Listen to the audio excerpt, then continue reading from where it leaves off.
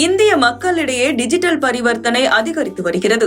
UPI பயன்பாட்டிற்கு கட்டணம் இல்லை என்பதால் சின்ன சின்ன கடைகளும் கூட யூபிஐ மூலம் பேமெண்ட்டுகளை வாங்க தொடங்கினர்.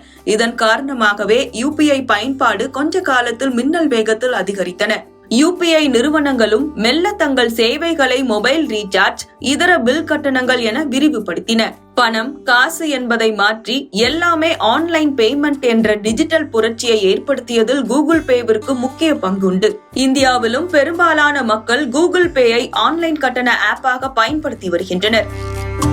கடந்த ஜனவரி மாதம் மட்டும் கூகுள் பேயில் ரூபாய் 8.26 லட்சம் கோடி மதிப்பிலான பரிவர்த்தனைகள் நடந்துள்ளது. ஆரம்பத்தில் பரிவர்த்தனைகளுக்கென எந்தவித கட்டணத்தையும் கூகுள் பே விதிக்கவில்லை. ஆனால் கடந்த ஆண்டு கூகுள் பேவை பயன்படுத்தி மேற்கொள்ளும் மொபைல் ரீசார்ஜ்களுக்கு ரூபாய் 3 கட்டணத்தை வசதிக்கான கட்டணமாக, அதாவது கன்வீனியன்ஸ் ஃபீஸாக கூகுள் பே வசூலித்து வருகிறது.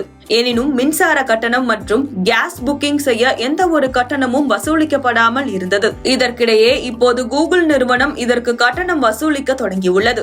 ஆனால் அதில் ஒரு சின்ன விஷயத்தை நாம் நோட் செய்ய வேண்டும். அதாவது நீங்கள் யூபிஐ மூலம் இதற்கு கட்டணம் செலுத்தினால் இன்னும் இலவசம்தான். இருப்பினும் பில் பேமெண்ட்டுகளை டெபிட் மற்றும் கிரெடிட் கார்டுகள் மூலம் செலுத்தினால் மட்டும் இந்த கட்டணம் இப்போதைக்கு விதிக்கப்படுகிறது.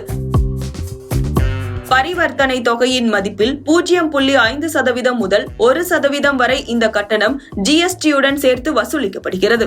ஏற்கனவே போன்பே மற்றும் பேடிஎம் செயலிகளில் இதற்கான கட்டணத்தை வசூலிக்க தொடங்கிவிட்ட நிலையில் இப்போது அதில் ஜிபே செயலியும் இணைந்துள்ளது. பில் பேமெண்ட்களுக்கு பிளாட்ஃபார்ம் கட்டணங்களை கூகுள் அறிமுகப்படுத்தியுள்ளது. நமது பேமெண்ட்களை ப்ராசஸ் செய்ய ஃபின்டெக் நிறுவனங்களுக்கு குறிப்பிட்ட செலவாகும். அதை இப்போது யூசர்களிடமே வசூலிக்க தொடங்கியுள்ளன.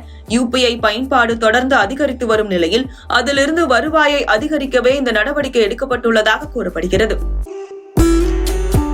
Google Pay, PhonePe, Paytm, Amazon Pay என பல்வேறு செயலிகளின் மூலம் இந்தியாவில் யூபிஐ பரிவர்த்தனை மேற்கொள்ளப்படுகிறது. நாளுக்கு நாள் இதன் பயனர்கள் மற்றும் பரிவர்த்தனைகளின் எண்ணிக்கை கூடிக்கொண்டே வருகிறது என்பது குறிப்பிடத்தக்கது.